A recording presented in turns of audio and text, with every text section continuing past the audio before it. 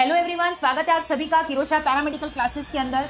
तो good evening everyone. आप सभी को जैसे पता है कि एमसीआरटी का जो रिजल्ट है वो आ चुका है। हमने एनालिसिस भी कर लिया है कि कौन सी रैंक वाले का सिलेक्शन होगा, शॉर्ट सिलेक्शन किसका होगा या प्रोबेबिलिटी किसकी रहने वाली है, सारी चीजों के बारे में हमने डिस्कस कर लिया है और उसी का वीडियो आपको यहीं पे इसी चैनल पे मिलेगा, तो आप जाके वहां पे देख सकते हैं अगर आपने नहीं देखा है तो। क्लियर है। तो यहाँ पे हम लोग बात करने वाले हैं आपके जो सीट अलोकेशन वाला आया है, यानी कि आपको सीट भरनी है अब, है ना, कि आपको अपने रैंक और अपने नंबर के अकॉर्डिंग कौन सा एम्स आप चूज करते हो, वो चॉइस फीलिंग है आपकी, तो उसको किस तरीके से आपको करना है उसके बारे में बात कर लेते हैं यहाँ पे।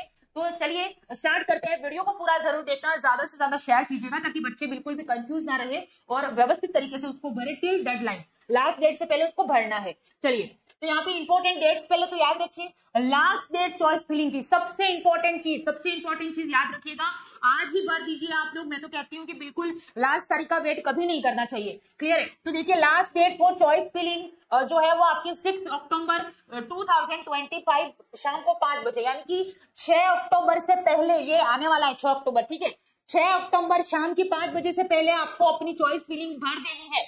मैं तो कहती हूँ 6 अक्टूबर नहीं, 5 तारीख से पहले ही भर दो आप, ठीक है। चॉइस भरने की अंतिम तिथि 6 अक्टूबर 2025 शाम 5 बजे से पहले है, तो उससे पहले ही भर देना है। याद रखिएगा, आफ्टर डेडलाइन, जब आपकी समय सीमा समाप्त होने के बाद, याद रखिएगा, system auto submitted last saved choice, यानी कि सिस्टम स्वतः अंतिम सेव किए गए विकल्प सबमिट करेगा। इसीलिए लास्ट डेट भर आने से पहले जो है, आज ही भर दो, कल भर दो, परसों भर दो, लेकिन भर दो, ठीक है। भर दीजिएगा। जो भी वहां पे चीजें मांगी गई है, क्या क्या कैसे भरना है, वो भी हम इस वीडियो में देखेंगे। तो कंप्लीट भर के सबमिट करके उसको लॉक कर दीजिए। बिल्कुल सेव करके छोड़ दिया है, भूल जाओगे, ऐसा नहीं करना है। क्लियर है।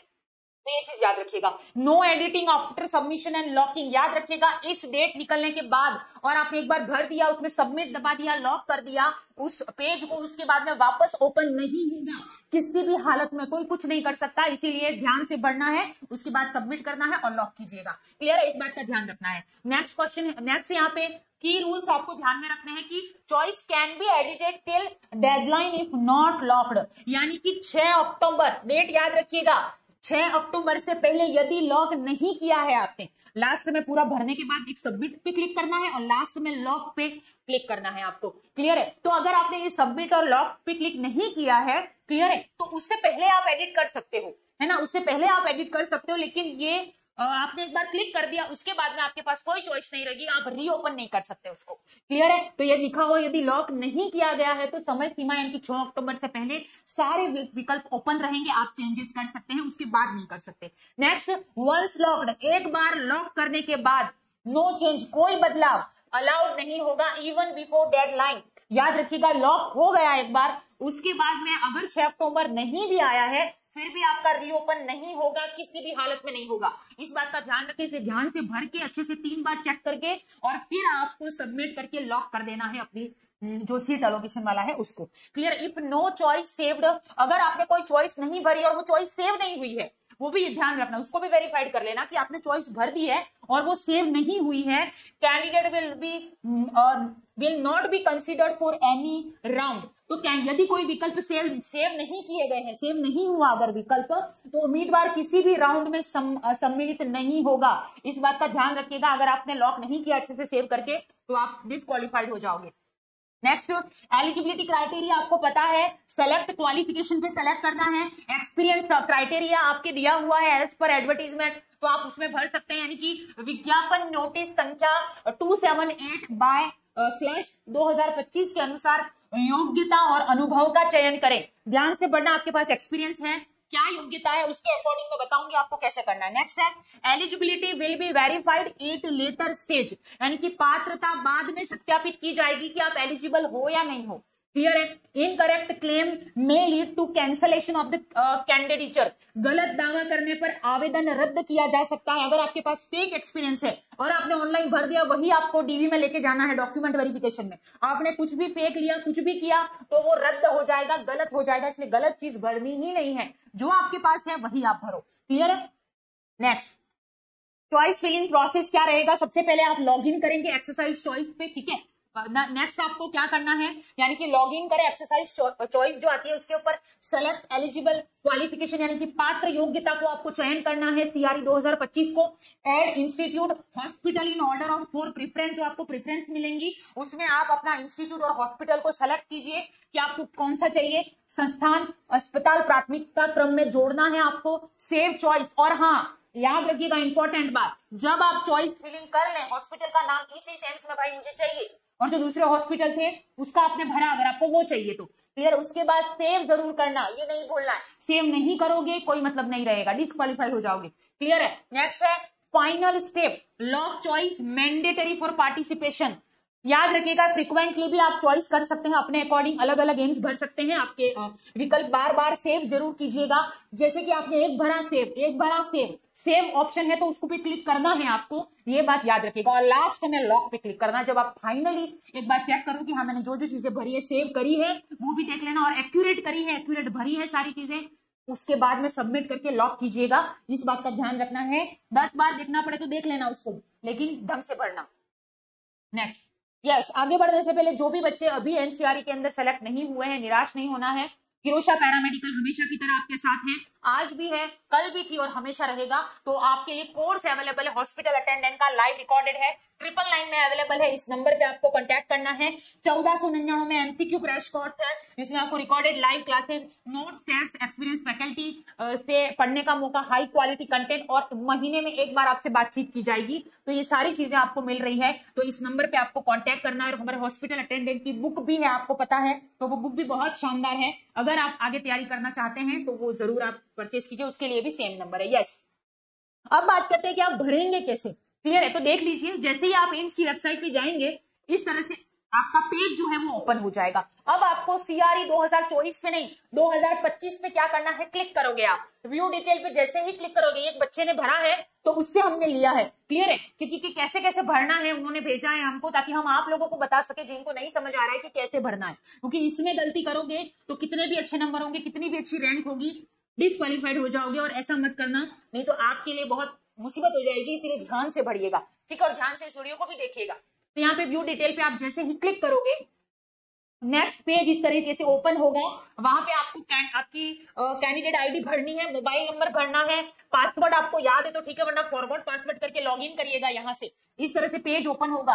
नेक्स्ट आपके पास में ये जैसे ही लॉगिन करोगे इस तरीके से आपके सामने क्या हो जाएगा, ओपन हो जाएगा इस तरीके का पेज। फिर आपको लॉगिन टू अप्लाई करना है, इस पे क्लिक करना है। दोबारा बताना चाहती हूँ, बहुत इंपॉर्टेंट चीज है। इस तरीके से पेज ओपन होगा एम्स की वेबसाइट पे, AIIMS CRE common recruitment 2025, view detail पे क्लिक करना है। नेक्स्ट इस तरीके से पेज ओपन होगा, welcome to examination section AIIMS Delhi, याद रखिएगा। नेक्स्ट लॉगिन करना है, जिसमें आपको ईमेल, कैंडिडेट आईडी और मोबाइल नंबर भरिएगा। यहाँ पे पासवर्ड आपको भरना है, अपना पासवर्ड आपने भरा होगा जब रजिस्टर्ड किया था फॉर्म फिल करने से पहले, याद होगा। क्लियर, फॉरवर्ड पासवर्ड है तो फॉरवर्ड कर देना और यहाँ पे जाके लॉगिन पे क्लिक करना। उसके बाद में इस तरीके से पेज ओपन होगा, लॉगिन टू अप्लाई पे क्लिक करोगे आप, जैसे ही इस तरीके से पेज आपका ओपन होगा। क्लियर है, तो आपकी सारी डिटेल इसमें आ जाएगी कि आपने किसका भरा हुआ है, कि डिसेक्शन हॉल अटेंडेंट का है या नर्सिंग ऑर्डरली का भरा हुआ है, किस किस का भरा हुआ है, मॉर्चुरी अटेंडेंट का भरा हुआ है, जो भी आपकी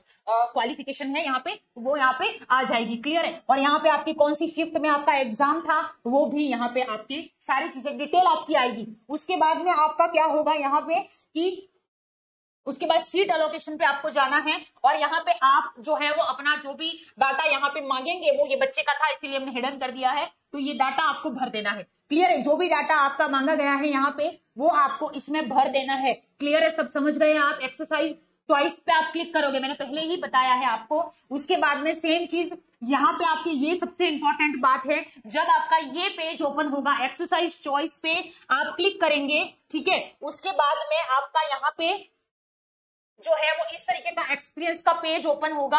यहाँ पे लाइनें लिखी हुई है, ध्यान से पढ़ना उसको। पहली लाइन में लिखा हुआ है यहाँ पे कि matriculation for a recognised board university है, आपके पास 10वीं पास होना चाहिए। इस पे आप बटन पे क्लिक कर देना, ठीक है। नेक्स्ट बटन है इसके अंदर की matriculation from a recognised school board, उसके साथ में फर्स्ट एड का सर्टिफिकेट सेंट जॉन एम्बुलेंस, पता है आपको, तो इस पे भी आपको क्लिक करना है। Next 10th pass of ITI equivalent, तो 10th पास तो आप है ही सही, तो इस पे भी आप क्या करिए, क्लिक करिए। अब इसमें इंपॉर्टेंट चीज है, ये तीनों तो करने ही है आपको, क्योंकि आप 10th पास हो और आपके पास फर्स्ट एड का सर्टिफिकेट भी है, क्लियर है, इसीलिए ये तो आपको क्लिक करना ही है। नेक्स्ट यहाँ पे लिखा हुआ है 10+2 12वीं पास हो और इक्विवेलेंट आपके पास 1 साल का एक्सपीरियंस है। याद रखिएगा, अगर 1 साल का एक्सपीरियंस है पर्टिकुलर डिपार्टमेंट हॉस्पिटल के अंदर, तो यहाँ पे क्लिक करना, कब क्लिक करना है, जब 1 ईयर का एक्सपीरियंस हो, ठीक है, पढ़ना इसको ध्यान से, उसके बाद भरना। नेक्स्ट है 10th पास विद 3 साल का, अगर आपके पास 3 ईयर का एक्सपीरियंस है तो ये 1 ईयर वाला क्लिक मत करना, अगर 3 ईयर का एक्सपीरियंस है तो 3 ईयर वाले पे करना, 1 ईयर पे नहीं करना है, ठीक है, तो यहाँ पे क्लिक करिएगा, यहाँ पे नहीं करना अगर 3 साल का है तो।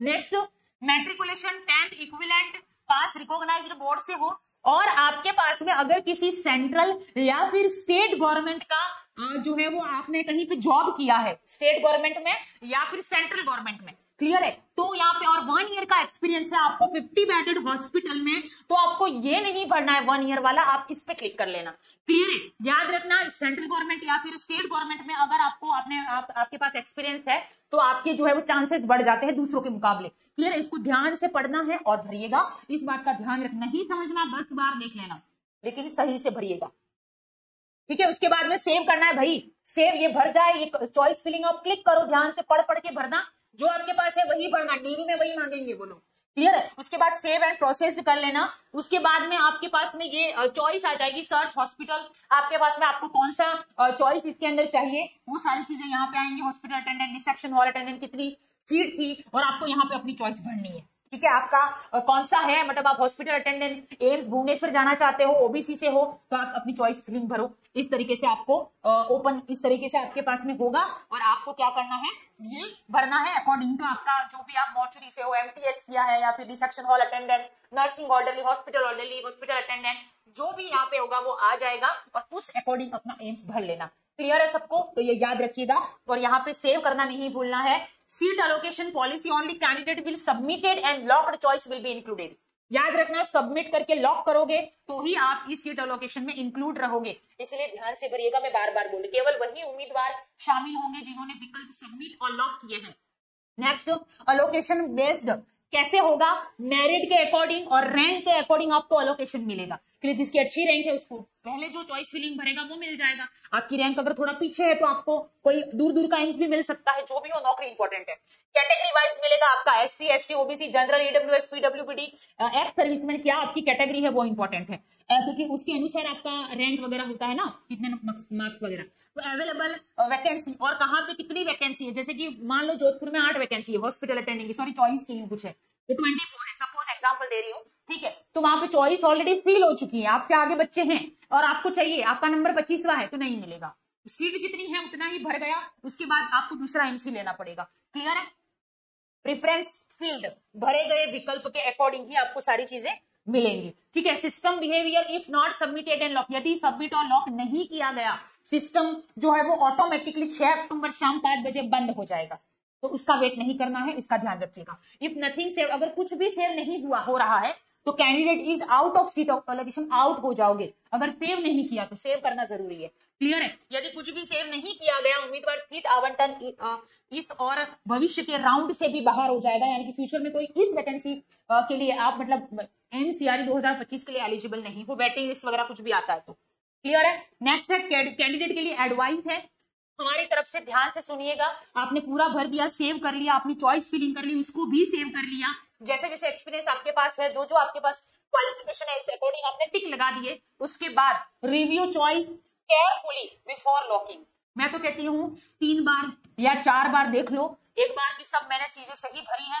टिक सही लगाया है कि नहीं लगाया है देख लेना, 4 बार देखना है आपको, ठीक है, 4 टाइम्स याद रखना, उसके बाद सेव और लॉक करना, बहुत इंपॉर्टेंट चीज है। Next, save and lock well before deadline to avoid last minute issue, 6 अक्टूबर को नहीं, जो भी मेरा ये वीडियो देख रहा है 5 अक्टूबर से पहले ही सारी चीजें व्यवस्थित देख सबमिट भर दो, 4 बार क्रॉस वेरीफाई करो, उसके बाद में सेव करके लॉक कर दो उसको, बस बात खत्म, क्लियर है। Next, keep a copy of submitted choice for record, यानी कि रिकॉर्ड के लिए सबमिट किए गए विकल्पों की एक कॉपी अपने पास जरूर रखें, यह चीज ध्यान रखें, क्योंकि डीबी में आपसे मांगा जाएगा वो चीज, नेक्स्ट है डेडलाइन 6 अक्टूबर को है, आप सभी को पता है। Submit and lock, only way to confirm participation के लिए सबमिट करके लॉक करना अनिवार्य है। बार बार ये लोग बोल रहे हैं, ध्यान रखना।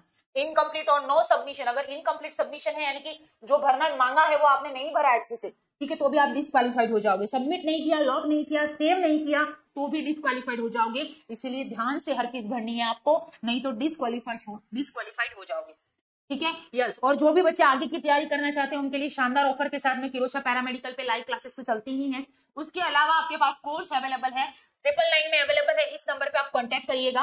और 1499 रुपये में अवेलेबल है, क्योंकि ये 10 पास गवर्नमेंट जॉब है। सिर्फ आपको फर्स्ट एड का सर्टिफिकेट लगाना है। इसमें आपको ये multiple classes, test series, PYQ, experience faculty का गाइडेंस, और महीने में एक बार आपसे बात भी की जाएगी कि आप क्या करें, आपका क्या प्रोग्रेस है। क्लियर है? तो अभी हमें ज्वाइन कीजिए, इस नंबर पे आपको कांटेक्ट करना है। और हाँ, चॉइस फिलिंग ध्यान से भरिएगा। आपने एक पड़ाव पार कर लिया, इनकी एग्जाम क्लियर कर लिया। दूसरा पड़ाव है व्यवस्थित अच्छी तरीके से अपने चॉइस फिलिंग को भरना, अपना जो भी अलॉटमेंट आपको चाहिए वो अच्छे से भरना, उसके बाद सेव करना, फिर सबमिट करना है, फिर लॉक करना है।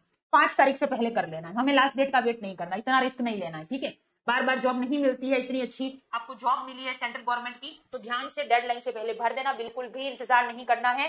भर लीजिएगा, व्यवस्थित 4 बार चेक करना और उसके बाद क्लिक करना ओके पे, यानी कि लॉक कर लेना है आपको। इस बात का ध्यान रखना और वैलिड चीजें भरें, क्योंकि यही चीज आपको डॉक्यूमेंट वेरिफिकेशन में मांगी जाएंगी। और जरा भी आपने फेक भरा या रद्द भरा तो आप डिस्क्वालीफाइड हो सकते हो, तो ऐसा बिल्कुल नहीं करना है, ठीक है। तो आप सबको समझ में आ गया होगा। वीडियो को अपने दोस्तों तक शेयर कीजिएगा ताकि वो भी अच्छे से चॉइस फिलिंग भरें। Thank you so much and मिलते हैं फिर से।